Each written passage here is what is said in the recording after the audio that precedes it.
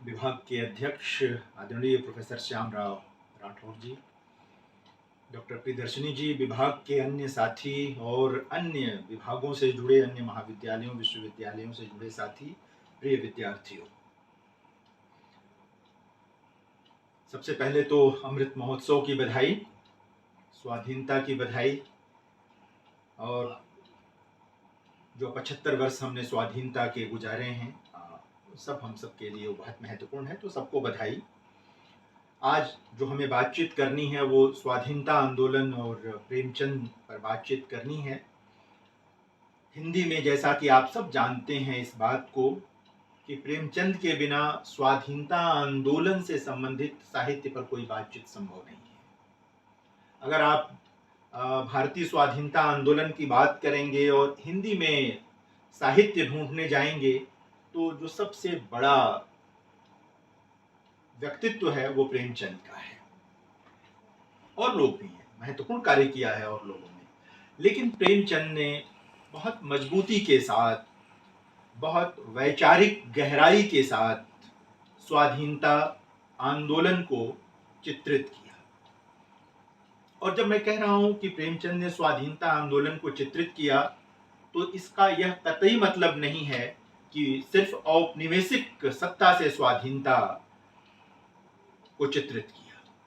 जब मैं ये कह रहा हूं कि प्रेमचंद ने स्वाधीनता को चित्रित किया, तो इसका एक बड़ा मतलब है। प्रेमचंद के साहित्य में, आप में से तमाम लोग इस बात को जानते हैं फिर भी, कि प्रेमचंद के लिए स्वाधीनता एक बड़ा टर्म है, एक व्यापक पद है। जब वो स्वाधीनता की बात करते हैं तो सबसे पहले अनिवार्य रूप से अंग्रेजों से स्वाधीनता, यानी औपनिवेशिक सत्ता से स्वाधीनता की बात करते हैं। उसी के साथ साथ वो जमींदारी व्यवस्था से किसानों की स्वाधीनता की बात करते हैं। उसी के साथ साथ वो पितृसत्ता से स्त्रियों की स्वाधीनता की बात करते हैं। उसी के साथ साथ वो जाति व्यवस्था के उन्मूलन की बात करते हैं, जाति व्यवस्था से दलितों वंचितों की मुक्ति की बात करते हैं। और महाजनी सभ्यता और जैसा लेख और रंगभूमि जैसा उपन्यास लिखकर वो पूंजीवाद से भी मुक्ति की बात करते हैं। पूंजीवाद का जो संकट है उससे भी आगाह करते हैं कि यह जो एक नया तंत्र आने वाला है ये कैसा है, किस प्रकार का है, वह भी हमें लेकर आते हैं। एक साथ प्रेमचंद के लिए स्वाधीनता के कई मतलब हैं। यानी कि जब प्रेमचंद कहते हैं कि सुराज आएगा, जब उनके देवी दिन खटिक गबन में कहते हैं कि सुराज से का नाम लेते हो तो तुम्हारे मन में क्या आता है, तो जाहिरा तौर पे प्रेमचंद के मन में तो यही आ रहा था। यही देवी दिन खटिक के भी मन में था, जिनके 2 पुत्र आजादी की लड़ाई में शहीद हो गए हैं। हम अभी उस पर विस्तार से बात करेंगे। तो सबसे पहले ये जानना जरूरी है कि, और यह भी देखने की चीज है कि प्रेमचंद, अक्सर क्या होता है कि कुछ लोग प्रेमचंद की कोई कहानी उठाते हैं, प्रेमचंद के उपन्यास का कोई प्रसंग उठाते हैं और तरह तरह के आरोप प्रत्यारोप में लग जाते हैं। मैं ये नहीं कहने जा रहा कि प्रेमचंद किसी प्रश्न से परे हैं या प्रेमचंद किसी आलोचना से परे हैं। अगर कोई सर्जक है, कोई आलोचक है, कोई चिंतक है, तो आलोचना से परे नहीं हो सकता। वो आलोचना के दायरे में आएगा ही आएगा, लेकिन आलोचना आप कर कहाँ रहे हैं ये बहुत महत्वपूर्ण है। प्रेमचंद की कथा साहित्य को समझने के लिए यह जरूरी है कि प्रेमचंद ने जो बहुत विशद वैचारिक लेखन किया है उसको भी देखा जाए।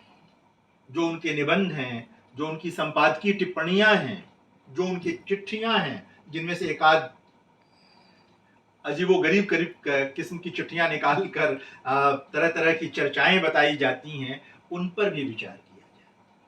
कथा साहित्य में जब कोई कथाकार कोई बात कहता है तो हर बात वो उसी की नहीं होती, खलपात्र भी होते हैं उसमें, सकारात्मक पात्र भी होते हैं उसमें। तो यह, और कई बार सकारात्मक पात्रों के माध्यम से कही गई बात भी अनिवार्य रूप से लेखक की बात नहीं होती है।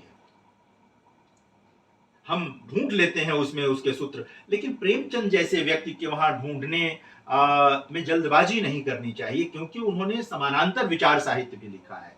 यानी अगर स्त्री प्रसंग पर कहानियां हैं तो विचार साहित्य भी है, दलित प्रसंग पर कहानियां हैं तो विचार साहित्य भी है, किसानों पर कहानियां हैं तो विचार साहित्य भी है, स्वाधीनता आंदोलन की कहानियां हैं तो उनसे संबंधित निबंध और टिप्पणियां भी हैं, पूंजीवाद से संबंधित टिप्पणियां भी हैं, साहित्यिक समस्याओं को लेकर भी टिप्पणियां हैं, जो हिंदू मुस्लिम एकता का मामला है उसको लेकर भी उनकी टिप्पणियां हैं। यानी प्रेमचंद ने सिर्फ कहानियां या उपन्यास लिखकर छोड़ नहीं दिया कि आप अपने ढंग से जो चाहे निष्कर्ष निकाल लें। उन्होंने एक आधार दिया है और वो हमको करना चाहिए। यह सीखना चाहिए कि किस प्रकार महादेवी वर्मा के गद्य के साथ जब उनकी कविताओं को अब पढ़ा जाने लगा है तो पूरा अर्थ बदल गया है, पूरा दृश्य बदल गया है। तो प्रेमचंद के कहानियों और उनके उपन्यासों को उनके विचार साहित्य के साथ अगर पढ़ेंगे तो ज्यादा उनके करीब पहुंचेंगे, ज्यादा उनके निष्कर्षों के करीब पहुंचेंगे, उनके विचारों के करीब पहुंचेंगे। तो ये समझने की जरूरत है। जहां तक सीधे सीधे औपनिवेशिक सत्ता से स्वाधीनता का प्रश्न है तो प्रेमचंद का एक उपन्यास कर्मभूमि पूरी तरह से 1932 का जो उपन्यास है पूरी तरह आजादी की लड़ाई पर केंद्रित उपन्यास है। और सभी उपन्यासों में आजादी की लड़ाई का प्रसंग आता है, जैसे गबन का उत्तरार्ध आजादी की लड़ाई पर है, गोदान के बीच बीच में उसके प्रसंग आते हैं, तमाम जगहों पर प्रेमाश्रम में अंग्रेजों का शोषण आएगा, सामंतों के शोषण के साथ साथ प्रेमाश्रम में अंग्रेजों का शोषण आता है। तमाम जगहों पर प्रेमचंद लेकर उसको आते हैं, लेकिन कर्मभूमि पूरी तरह से स्वाधीनता आंदोलन पर केंद्रित उपन्यास है।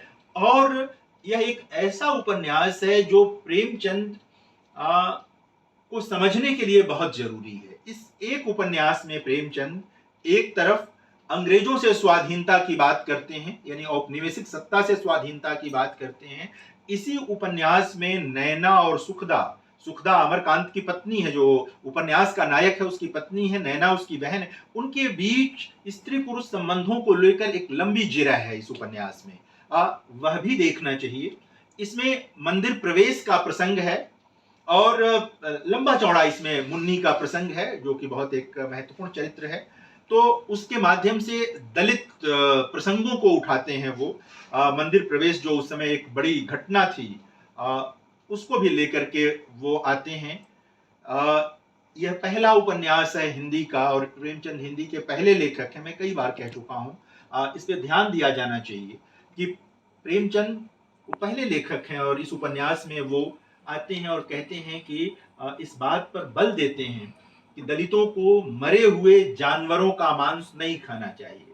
डॉक्टर भीमराव अंबेडकर उसी के समय में यही बात कह रहे थे, क्योंकि इससे तरह तरह के रोग फैलने का खतरा होता था, बहुत तरह की दिक्कतें पैदा होती थी। तो उसको लेकर के आते हैं प्रेमचंद। तो एक तरह से इसमें राष्ट्र के लिए कौन कौन लोग उत्सर्ग करने को तैयार हैं, प्रेमचंद वह दिखाते हैं कि कैसे वंचित वर्ग के लोग, जो निम्न मध्यवर्गीय जीवन जीने वाले लोग हैं, वो लोग राष्ट्र के लिए सब कुछ उत्सर्ग करना चाहते हैं। यानी कि एक तरह से स्वाधीनता आंदोलन के उत्कर्ष को रेखांकित करने वाला उपन्यास है कर्मभूमि। मेरी स्पष्ट मान्यता है कि अमरकांत इस उपन्यास का नायक है, लेकिन वो प्रेमचंद का नायक नहीं है। किसी भी उपन्यास का या हर मतलब अगर एक लेखक ने 20 कृतियां लिखी हैं तो 20 के नायक उसके नायक नहीं हो सकते, नहीं हो सकते। कई बार अलग अलग कारणों से नायक चुनना पड़ता है। अमरकांत गांधीवादी है, सब कुछ ठीक है, लेकिन कहीं ना कहीं उसके व्यक्तित्व में एक ढुलमुलपन है। प्रेमचंद का व्यक्तित्व तो ऐसा नहीं है। उनका पूरा लेखन देखिए, उनकी दृढ़ता देखिए, उनके पूरे लेखन की दृढ़ता, किसी चीज से भय नहीं खाते वो, तो वो अमरकांत तो नहीं हो सकते। तो यह एक तरह से स्वाधीनता आंदोलन है। 1932 का वह कालखंड भी देखिए, वो आजादी की लड़ाई के लिए एक मुश्किल समय भी लगभग वो आता है, वो थोड़ा मुश्किल समय है स्वाधीनता आंदोलन का। उस समय में यह उपन्यास आता है और एक तरह से कह सकते हैं कि जो लोग प्रेमचंद के पाठक थे उनके भीतर एक नई उम्मीद पैदा करने वाला यह उपन्यास था। गांधी जी, तमाम लोग 32 से लेकर 35 तक का जो समय है वो थोड़ा सा आजादी की लड़ाई की दृष्टि से ऐसा है जिसमें कई तरह की ऐसी घटनाएं घट रही थी। भगत सिंह का प्रसंग है उसी समय का। गांधी जी एक तरह से थोड़े शांत हो गए हैं उस समय, कई तरह की परिस्थितियां हैं ऐतिहासिक, ऐसे समय में यह उपन्यास निकल करके आता है और आजादी की एक तरह से कह सकते हैं नई इबारत लिखता है। और यह उपन्यास जो मैं आपसे कह रहा था कि प्रेमचंद, इसमें किसानों का प्रसंग भी है, किसानों का मूवमेंट आप देखें, इसमें किसानों का आंदोलन भी है। यानी कि प्रेमचंद स्वाधीनता के जितने आशय मानते थे वो सभी आशय इस अकेले उपन्यास में है। स्त्री का प्रसंग, मतलब औपनिवेशिक आजादी तो है ही, स्त्री का प्रसंग, दलित का प्रसंग, किसान का प्रसंग है ना, हिंदू मुस्लिम एकता का प्रसंग, ये सारे के सारे प्रसंग इसमें आते हैं और बहुत मजबूती से आते हैं। जबकि यह छोटा उपन्यास है, अपेक्षाकृत पृष्ठों में देखेंगे तो यह छोटा उपन्यास है। ये वही कालखंड है जब प्रेमचंद अपने निबंध भी लिख रहे थे स्वाधीनता आंदोलन के संबंध में, किसानों के संबंध में, स्त्रियों के संबंध में। अभी मैं उसका जिक्र करूंगा कि जब मैं इस उपन्यास, जब आप देखें कि इसमें जब यह उपन्यास लिखा जा रहा है 31 के आसपास में, और प्रेमचंद स्त्री पुरुष संबंधों में बराबरी की बात कर रहे हैं, यह वही समय है जब जनवरी 1931 में मिस्टर हरविलास शारदा का नया कानून आता है, उस पर टिप्पणी लिखते हैं प्रेमचंद। छोटी सी एक टिप्पणी लिखते हैं, यानी सिर्फ कहानी का मामला नहीं है। लगभग उसी के आसपास थोड़ा आगे जाकर के प्रेमचंद जनवरी 1934 में एक निबंध लिखते हैं और कुमारी शिक्षा का आदर्श, और वहां पर स्पष्ट लिखते हैं कि स्त्रियों की पढ़ाई बहुत जरूरी है। यह उनके अपने निजी जीवन से निकली चीज भी थी जिसको समझने की जरूरत है। तमाम इच्छा के बावजूद अपने जीवन के व्यतिक्रम और तमाम समस्याओं के कारण वो अपनी बेटी को स्कूली शिक्षा नहीं दिला सके थे। हालांकि उनकी बेटी पढ़ी लिखी थी, उनकी बेटी को पढ़ने लिखने आता था, सब कुछ ठीक था, नहीं दिला सके थे। ये कहीं ना कहीं उनकी अपनी व्यक्तिगत पीड़ा भी है, उसी तरह की जैसी होरी की पीड़ा है कि बेटी के साथ न्याय नहीं कर सका। इसलिए 30 के बाद का जो समय है, आप देखें प्रेमचंद लगातार स्त्रियों की शिक्षा पर बल देते हैं, कहते हैं कि स्त्री शिक्षा बहुत जरूरी है।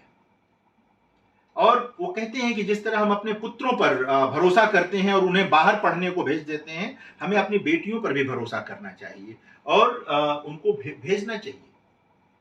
ये प्रेमचंद हैं। आप देखिए उस पूरे कालखंड में और कोई आपको नहीं मिलेगा जो इस तरह इतने स्पष्ट और मुखर ढंग से स्त्री शिक्षा की बात कर रहा, कोई नहीं मिलेगा, कथा साहित्य में तो बिल्कुल नहीं मिलेगा। तो प्रेमचंद लेकर आ रहे थे क्योंकि प्रेमचंद को लग रहा था कि अगर पितृसत्ता से मुक्ति चाहिए स्त्रियों को, तो सबसे जरूरी है कि वो शिक्षित हों और आर्थिक रूप से संपन्न हों, अपने पैरों पर खड़ी हों। यदि ऐसा होगा तो फिर उनका शोषण संभव नहीं होगा, आसान नहीं होगा। कम से कम जितनी आसानी से अभी का मतलब जो प्रेमचंद का समय था ये हो जाता है, नहीं हो सकता। ये वही समय है जब प्रेमचंद फरवरी 1931 में, यानी लगभग ये वही समय है जब कर्मभूमि नाम का उपन्यास लिखा जा रहा होगा। उसी समय नैना और सुखदा तो आपस में बहस करती ही हैं कि कैसा होना चाहिए संबंध, पति पत्नी का, स्त्री पुरुष संबंध होना चाहिए। प्रेमचंद एक निबंध लिखते हैं नारी जाति के अधिकार, और उसमें उसी तरह की बात करते हैं जिस तरह की बात नैना सुखदा के बीच बहस है, या गबन नाम के उपन्यास में सरला रतन जिस तरह की बात करती हैं। कहते हैं कि एक विवाह का नियम स्त्री पुरुष दोनों पर समान रूप से लागू होना चाहिए। क्योंकि प्रेमचंद ये जानते थे कि देखिए औपनिवेशिक आजादी तो अनिवार्य है, उसके बिना तो काम नहीं चल सकता था, वह तो होनी ही होनी थी, प्रथम चीज वही थी। लेकिन सिर्फ उतने से काम नहीं चलेगा। अगर एक नया भारत बनाना था, अगर एक नए भारत का स्वप्न था, तो वह स्वप्न वो, जैसा अभी मैंने देवी दिन खटिक का नाम लिया जो कि एक दलित पात्र हैं, इन तमाम बलराज जैसा पात्र जो पिछड़े समुदाय से संबंध रखता है, यादव समुदाय से संबंध रखता है, वो जितना तेजस्वी है, प्रेमाश्रम में बहुत कम पात्र मिले प्रेमचंद के वहां जो उतने तेजस्वी हैं, उतने ढंग से बात करने वाले पात्र हैं। तो ये तमाम चीजें जो प्रेमचंद लेकर आ रहे थे, प्रेमचंद को लग रहा था कि आजादी यह मुकम्मल तब तक नहीं होगी जब तक किसान आजाद नहीं होंगे, स्त्रियां आजाद नहीं होंगी, दलित वंचित आजाद नहीं होंगे, तमाम तरह के जो सामाजिक संरचना है उससे, सामाजिक संरचना से नहीं होंगे, जब तक हमारे भीतर जो ये हिंदू मुस्लिम एकता का मामला नहीं आएगा, वास्तविक एकता का, तब तक बात नहीं बनेगी। हम सब ने देखा कि उस एकता में दरार के कारण विभाजन हो गया, राष्ट्र बंट गया। प्रेमचंद तो नहीं थे उसको देखने के लिए, लेकिन प्रेमचंद को अंदेशा तो था, इसका अंदेशा तो था। तो कहते हैं एक विवाह का नियम स्त्री पुरुष दोनों के लिए समान रूप से लागू होना चाहिए। पुरुष की संपत्ति पर पत्नी का पूरा अधिकार हो, वह उसे रेहन वय जो चाहे कर सके। ये नहीं था अधिकार। जिस तरह पुरुष अपनी संपत्ति को चाहे बेच दे, बटाई पर दे, रेहन पता नहीं आप लोग समझते हैं कि नहीं, रेहन पर वो उठा दे, ये तमाम चीजें कर सके। तो कहते हैं कि स्त्री को यह अधिकार मिलना ही चाहिए, बराबरी का। बहुत बाद में यह नियम बना। सोचिए कि प्रेमचंद कितने प्रगतिशील थे, कितने आगे थे। उन्होंने कहा पिता की संपत्ति पर पुत्रों और पुत्रियों का समान अधिकार होना चाहिए। यह फरवरी 1931 में प्रेमचंद कह रहे थे। इसे लागू होने में बहुत वक्त लग गया, आजादी के बाद भी बहुत वक्त लग गया इसको लागू होने में और चीजों में। तो ये प्रेमचंद हैं। तलाक का कानून जारी हो और वह स्त्री पुरुष के लिए समान रूप से लागू हो, और तलाक के समय पत्नी जो है वो पति की संपत्ति का आधा हिस्सा पाए, और यदि मौरूसी जायदाद हो, यानी जिसको बहुत खानदानी जिसको कहते हैं उस तरह से, तो वो उसका एक अंश, मौरूसी जायदाद अगर है तो उसका एक अंश पाए, और पति की जो जायदाद है अगर जो पति के साथ है तो वो उसकी आधी पाए। ये चीजें बहुत बाद में तय हुई हैं, बहुत बाद में हुई हैं। प्रेमचंद 1931 में एक तरफ अंग्रेजों को भगाने के लिए कहानियां, उपन्यास और निबंध लिख रहे थे कि कैसे लोगों में चेतना जगे, दूसरी तरफ स्त्रियों को जागरूक करने के लिए लिख रहे थे, पुरुषों का विरेचन कर रहे थे, जो पितृसत्ता के नशे में लोग थे उनकी कैथारसिस कर रहे थे ऐसे निबंध लिख करके। ये प्रेमचंद हैं जिन्होंने स्त्री को बेचने और खरीदने को प्रश्नांकित किया, सेवा सदन उपन्यास में भी किया और अपने निबंधों में भी किया कि स्त्री को बेचा और खरीदा नहीं जाना चाहिए, उसे बाजार में बिठाने की जरूरत नहीं है। इस समस्या पर बहुत गहराई से विचार किया प्रेमचंद ने। जो हरि सिंह गौर, जिनके नाम पर सागर में विश्वविद्यालय है, हरि सिंह गौर का जो तलाक बिल आया, प्रेमचंद ने उस पर एक लंबी टिप्पणी लिखी। वो पढ़ने लायक टिप्पणी है। मैं कहना यह चाह रहा था कि समय कम है इसलिए कुछ कुछ बातें करते हुए बढ़ूंगा ताकि आप लोग विस्तार से बाद में चीजों को देखें। मैं कहना यह चाहता था कि प्रेमचंद स्वाधीनता आंदोलन की व्यापकता के लिए यह जरूरी समझते थे स्त्रियां आगे आएं, और स्त्रियां तभी आगे आ सकती थीं जब उनके पास इस ढंग की आजादी होती। शिक्षा और परिवार की तमाम जकड़न और तमाम चीजें जो तमाम एक तरह से कह सकते हैं जकड़न बना दी गई थी चारों तरफ, जिससे उनको बाहर निकलना था। तो स्वाधीनता आंदोलन की व्यापकता के लिए वो जरूरी समझते थे। स्वाधीनता आंदोलन की व्यापकता के लिए ही जरूरी समझ रहे थे प्रेमचंद। मैं बहुत विस्तार से ये स्त्री संबंधों को तमाम जो टीप लिखी है मैं उसको नहीं पढ़ रहा हूँ, सिर्फ आपकी ओर संकेत करते हुए आगे बढ़ रहा हूँ।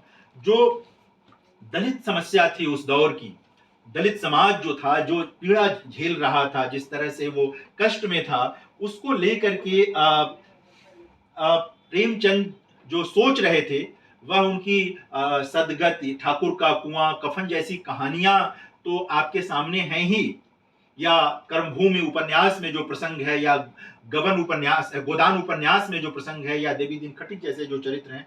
इनके अलावा प्रेमचंद जो निबंध लिख रहे थे, 26 सितंबर 1932 को प्रेमचंद ने लिखा अपने एक निबंध में कि हमारा कर्तव्य शीर्षक था उस निबंध का, टिप्पणी का। उसमें लिखा उन्होंने कि हमारा कर्तव्य तभी पूरा होगा जब हम देश के वर्तमान अछूतपन को जड़ मूल से नष्ट कर देंगे।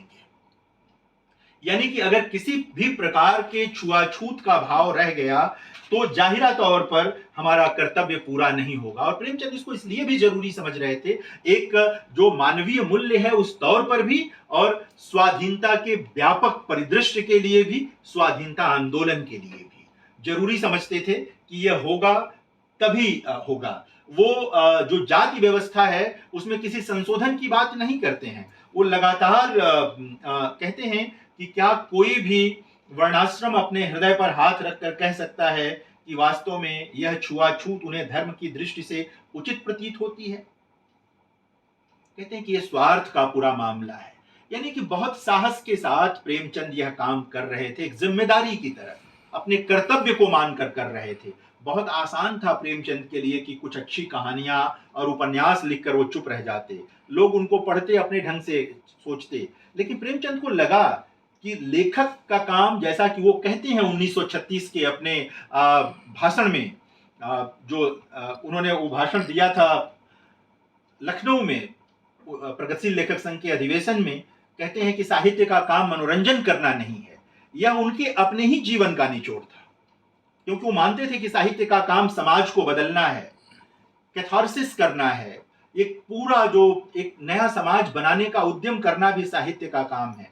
इसीलिए वो कहते हैं कि साहित्य का काम राजनीति के आगे चलने का है, उसके पीछे का नहीं। राजनीति को फॉलो करना काम नहीं है साहित्य का। राजनीति का काम है कि वो लिटरेचर को फॉलो करे, वो साहित्य को फॉलो करे। कहते हैं कि साहित्य का काम जगाने का है, जिनकी चेतना सो गई है उनको जगाने का काम करना है साहित्य को। तो इन निबंधों के माध्यम से या अपनी बहुत मार्मिक कहानियों के माध्यम से प्रेमचंद तमाम तरह के ढोंग का उजागर करके लोगों को जगाने की कोशिश कर रहे थे। आप देखेंगे कि पूरा का पूरा उनका लंबा चौड़ा जो दलित समाज को लेकर जो उनका चिंतन परक गद्य है, जरूर पढ़ना चाहिए उसको। सब स्त्री संबंधी और दलित संबंधी और किसान संबंधी ये अवश्य ही पढ़ना चाहिए। हाँ, इससे पता चलता है कि प्रेमचंद एक चिंतक की तरह लगातार मतलब अपने से भी संघर्ष कर रहे थे और अपने समाज से भी संघर्ष कर रहे थे, क्योंकि उसके बिना कोई गुंजाइश नहीं थी, कोई आगे नहीं था। अब बहसें अलग अलग हैं, सारी चीजें हैं। हरिजन दिवस जब गांधी जी ने कहा कि ये होगा 18 दिसंबर को, उस दौर में, तो प्रेमचंद ने लिखा कि यह पूरी हिंदू जाति का ये पर्व होना चाहिए, तभी इसका उद्देश्य पूरा होगा। सब लोग इसे पूरी निष्ठा के साथ स्वीकार करेंगे, तभी इसका उद्देश्य पूरा होगा। यह जो छूत अछूत का मामला है, यह दूर होगा। मतलब कितनी गहराई से चीजों को वो देख रहे थे उस दौर। उन्होंने लिखा कि हम लोगों ने पशुबल से एक बड़े समाज के हक को छीन लिया है, उसको छोड़ना होगा। ये प्रेमचंद स्वाधीनता के परिप्रेक्ष्य में ही ये सारा कुछ लिख रहे थे, क्योंकि नया राष्ट्र सिर्फ अंग्रेजों के चले जाने से नहीं बनना था। नया राष्ट्र हम सबके जागरूक होने से बनना था, बराबरी से बनना था, स्त्रियों की बराबरी से बनना था, वंचितों, दलितों, आदिवासियों की बराबरी से बनना था, किसानों के सुख से बनना था, जो सामाजिक एकता है उसके सुदृढ़ होने से बनना था। अंग्रेजों का जाना तो जरूरी था, लेकिन उसके साथ ये चीजें भी जरूरी थी जो प्रेमचंद सोच रहे थे, जो महात्मा गांधी सोच रहे थे, जो डॉक्टर भीमराव अंबेडकर भी सोच रहे थे, जो भगत सिंह भी जब तक थे तब तक भगत सिंह भी इसी तरह सोच रहे थे। उस दौर का कोई भी ऐसा बड़ा चिंतक नहीं था जो इस ढंग से न सोच रहा हो। तो प्रेमचंद सिर्फ किस्सागो नहीं है, प्रेमचंद सिर्फ कहानियां लिखने वाले व्यक्ति नहीं है।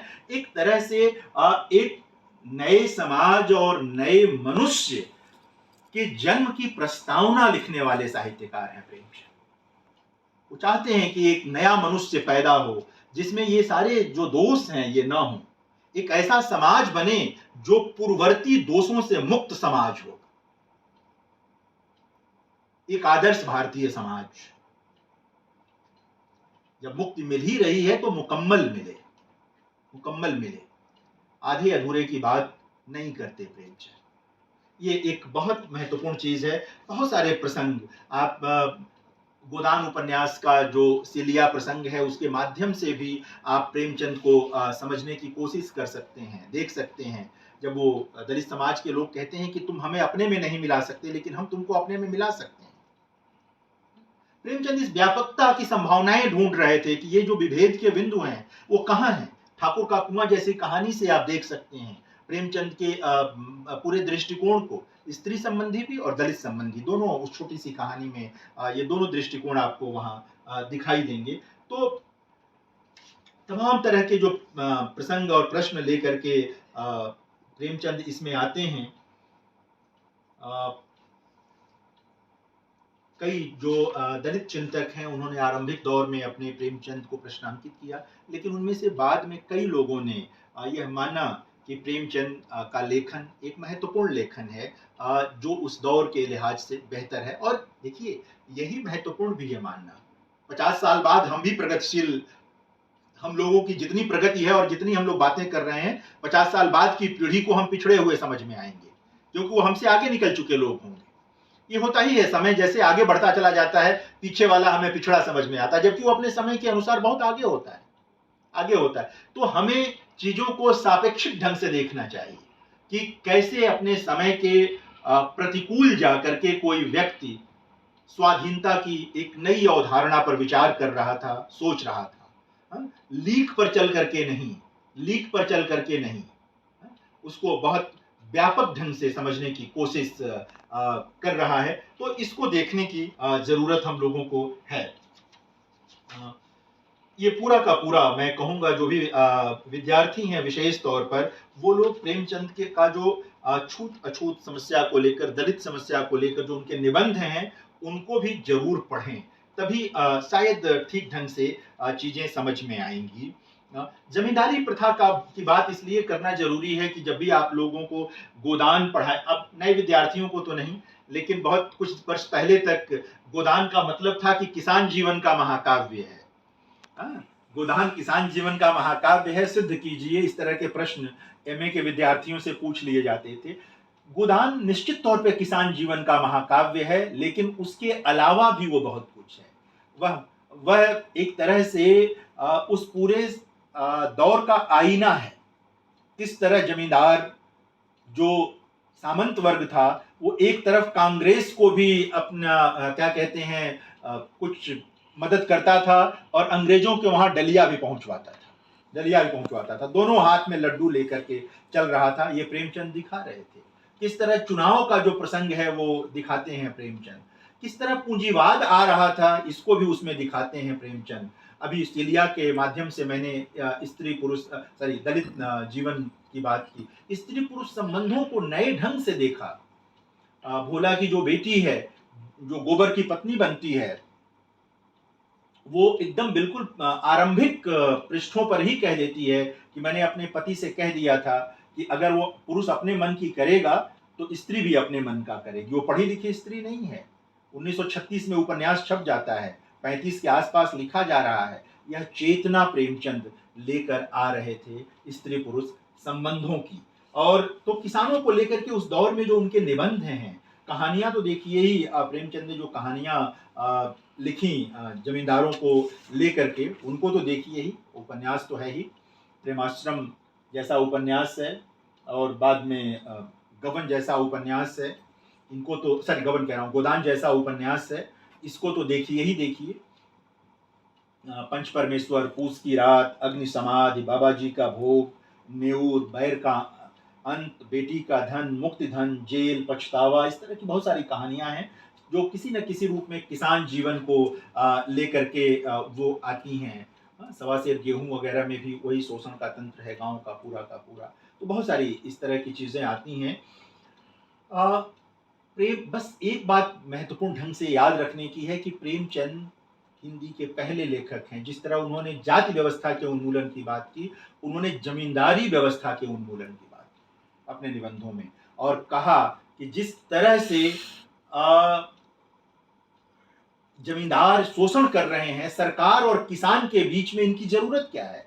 एक तरह से मतलब इनकी उपयोगिता पर ही प्रश्नवाचक चिन्ह लगाया प्रेमचंद ने और कहा कि सरकार और किसान में सीधा संवाद होना चाहिए। ये बीच के वर्ग की जरूरत नहीं है जमींदारों की। आप देखें अपने उपन्यासों में भी वो एक क्रिटिक लेकर के आते हैं या आलोचना लेकर के आते हैं और दिखाते हैं कि किस तरह किसानों का लगातार जमींदार शोषण कर रहे हैं और ताकि जमींदारी व्यवस्था के प्रति एक घृणा पैदा हो सके लोगों के मन में। और अपने निबंधों में भी वो ये काम कर रहे हैं। उस दौर में खाद के लिए पानी कैसे पहुंचे, नहर कैसे पहुंचे, लगान कैसे लिया जा रहा है, दिया जा रहा है, इन सबको लेकर के प्रेमचंद निबंध लिख रहे थे। लगान घटाने पर की बात कर रहे थे, उस समय संपादकीय टिप्पणियां लिख रहे थे। कोई कहेगा कि एक किस्सागो को ये सब करने की क्या जरूरत थी, उसको क्या जरूरत कि सरकार लगान ले या ना ले, लेकिन नहर का रेट, लगान, ये तमाम चीजें, वसूली, जायज नाजायज जो वसूली थी, उन सबको कटघरे में खड़ा करते हैं प्रेमचंद और बताते हैं कि अगर किसान ठीक से मुक्त नहीं हुए, जो हमारे अन्नदाता हैं, तो किस रूप में हम आजादी की बात करेंगे, किस रूप में हम स्वाधीनता का बड़ा उत्सव मनाएंगे। 1925 में रंगभूमि प्रकाशित हुआ और प्रेमचंद ने यह बताया कि यह जो एक नया वर्ग भारत में आ रहा है पूंजीपतियों का, इसको पहचानने की जरूरत है। अंग्रेज चले जाएंगे लेकिन पूंजीपति नहीं जाएंगे, ये अलग रूप में, अलग चेहरे के साथ यहीं रह जाएंगे। और रह गए, हम सब जानते हैं, हम सब इस बात को जानते हैं कि पूंजीपति नहीं गए, वो यहीं रह गए। उनका चेहरा बदल गया हो, उनकी आत्मा किसी और में समा गई हो, वो एक अलग चीज है। तो प्रेमचंद 1925 में बहुत बारीकी से पूंजीवाद की बारीकियों को अपने पाठकों के सामने रख रहे थे। महाजनी सभ्यता जैसा लेख लिखा उन्होंने बाद में और बताया कि यह किस तरह एक मनुष्य विरोधी व्यवस्था के रूप में समाज में आ रही है। यानी प्रेमचंद सामंतवाद का भी क्रिटिक लेकर आते हैं और जो पूंजीवाद आ रहा था भारत में उसका भी क्रिटिक लेकर के आते हैं और नए भारत के लिए एक मॉडल रखते हैं कि इन सबको देखते हुए एक नया भारत बनाइए जो आजाद होने वाला है भारत। न वो पूंजीवाद की ओर झुके, न सामंतवाद की ओर झुके। निश्चित तौर पर वो उनका बलराज जो है प्रेमाश्रम में अवध के किसान आंदोलन से पहले बल्गारिया के किसान आंदोलन की बात करता है। इंटरनेट का दौर नहीं था, अखबारों का इस तरह का दौर नहीं था, लेकिन बलराज को यह मालूम था कि बल्गारिया में किसान विद्रोह हो गया है। बड़ा तेजस्वी चरित्र है वो उस उपन्यास का। तो लेकर के प्रेमचंद आते हैं। तो ये तमाम चीजें, क्योंकि उनको मालूम था कि किसानों की खुशहाली का मतलब एक बड़े वर्ग की खुशहाली, एक बड़ी आबादी की खुशहाली, बड़ी आबादी की खुशहाली। और वो प्रेमचंद अपनी कहानियों में भी लेकर आ रहे थे, अपने उपन्यासों में भी लेकर आ रहे थे। होरी का जो अंत है, देखिए उपन्यास के अंत को सिर्फ उसको होरी की मृत्यु की तरह नहीं देखना चाहिए। एक अगर आप उसको एक हत्या की तरह देखेंगे तो शायद प्रेमचंद ज्यादा समझ में आएंगे। होरी की मृत्यु लगता है कि भाई लू लग गया है और एक स्वाभाविक मौत जैसे हो जाती है बीमारी की, ऐसा नहीं है। आप पूरी व्यवस्था को देखें, होरी उस व्यवस्था के द्वारा मारा जाता है। सामंती व्यवस्था और जो औपनिवेशिक व्यवस्था और सामंती व्यवस्था, इनके बीच में पिस करके मर जाता है होरी। उसकी ट्रेजेडी ये नहीं है कि नायक मर गया इसलिए उपन्यास दुखांत है। उपन्यास दुखांत इसलिए है, एक ईमानदार नायक लड़ते लड़ते अंत में हार जाता है। इस हारने में दुखांत है। मृत्यु तो एक शाश्वत सत्य है, सबको मर जाना है एक दिन। मरना दुखांत नहीं है, ईमानदारी से लड़ते लड़ते हार जाना दुखांत है। ये प्रेमचंद लेकर के आते हैं उस उपन्यास में। तो किसानों को लेकर बहुत सचेत है प्रेमचंद कि जब तक जमींदारी व्यवस्था नहीं समाप्त होगी, जब तक जमीनों पर सीधा हक किसानों का नहीं होगा, वो खुद मालिक नहीं होंगे अपनी जमीन के, तब तक किसानों की समस्या का हल नहीं निकलेगा। ये लगान, ये वसूली, ये तमाम तरह के शोषण, आप उनकी कहानी पढ़ें या गोदान जैसा उपन्यास पढ़ें, आपको बहुत मार्मिक ढंग से ये चीजें दिखाई देंगी। उनका मर्म शायद समझ में आएगा और दिखेगा। मुझे लगता है काफी तेजी से समय बीत रहा है। हिंदू मुस्लिम एकता को लेकर के भी प्रेमचंद ने बातचीत की और यह माना कि इस देश में चूंकि अब ये सैकड़ों वर्षों का मामला हो गया है साथ का, साहचर्य का, तो हमें लड़ाई के बिंदु ढूंढने की जरूरत नहीं है, एकता के बिंदु ढूंढने की जरूरत है। कैसे साथ रहेगा, कैसे हम दोनों मित्रता बनी रहेगी, इन कौमों के बीच में उन बिंदुओं की तलाश करते हैं। वो अपनी कहानियों में भी वो धर्मांतरण का विरोध करते हैं, उस पर कहानियां लिखते हैं। वो इसे अच्छी निगाह से नहीं देखते धर्मांतरण को, लेकिन ये मानते हैं कि चूंकि इस्लाम यहाँ है और अन्य धर्म यहाँ हैं, तो अब वो हैं तो हैं, उनके साथ अच्छा संबंध हमें भी रखना है और उन्हें भी रखना है। एक हाथ की ताली का मामला नहीं है। यानी कि समाज में जितने लोग हैं सबको एक दूसरे के साथ एक बेहतर संबंध बनाने की कोशिश करनी होगी। ये प्रेमचंद आजादी की लड़ाई के लिए भी बेहतर मानते थे, क्योंकि उनको लगता था कि अंग्रेज इसी पर खेल कर रहे हैं, हमें बांट रहे हैं अंग्रेज, और सचमुच बांट गए। वो कम से कम राष्ट्र तो बंटवा ही दिया उन्होंने, विभाजन तो करा ही दिया। जिन लोगों के लोग मारे गए दोनों ओर, कौन लौटाएगा उन्हें?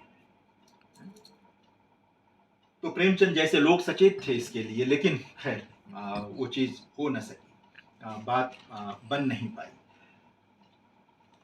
देवी दिन खटिक सवाल करते हैं उपन्यास में, मुझे कई बार इसीलिए लगता है कि जैसे रमा उस उपन्यास का नायक नहीं है, देवी दिन खटिक जैसे लोग नायक हैं। प्रेमचंद के उपन्यासों में जो उपकथाएं हैं, मुझे अब वो मुख्य कथा जैसी लगती हैं। लगता है कि ये ज्यादा प्रासंगिक हो गई हैं। देवी दिन खटिक, जिनके 2 पुत्र हैं, दोनों आजादी की लड़ाई में शहीद हो गए हैं। प्रेमचंद देवी दिन खटिक से कहलवाते हैं कि जब तुम सुराज का नाम लेते हो बाबू, तो तुम्हारे मन में क्या आता है? तुम भी पहाड़ों की सैर करोगे, बात यही है, एकदम शब्द ऐसे ही नहीं है। बड़ी बड़ी तलब लोगे, मोटर से घूमोगे। जब तुम्हारा राज नहीं है तब तुम खून चूस रहे हो, जब तुम्हारा राज हो जाएगा तो क्या करोगे? यह संशय था करोड़ों उन लोगों का जो आजादी की लड़ाई में अपना उत्सर्ग कर रहे थे, कि कहीं ऐसा तो नहीं कि जब भारत आजाद होगा तो इन्हीं सामंतों के हाथ में सत्ता आ जाएगी, जो राजे रजवाड़े हैं उनके हाथ में सत्ता आ जाएगी।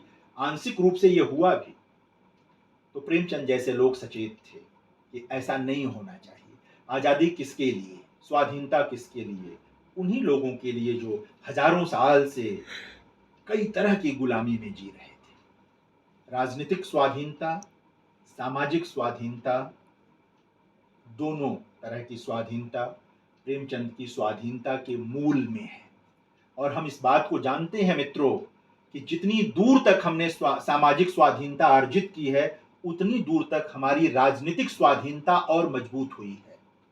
हमारी राजनीतिक स्वाधीनता को मजबूती मिली है उससे, जितनी दूर तक हमने सामाजिक स्वाधीनता को बृहत्तर बनाया है, बड़ा बनाया है। आज स्वाधीनता के सही मर्म को पहचानने की जरूरत है। सचमुच नए भारत के निर्माण की जरूरत है।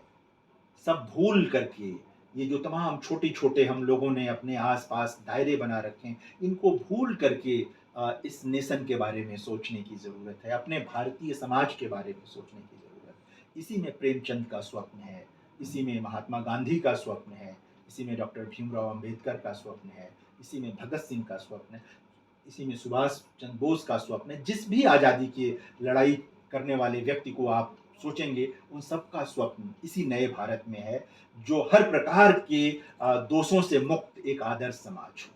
बहुत बहुत धन्यवाद, आप सबने मुझे बुलाया और सुना। बहुत बहुत आभार।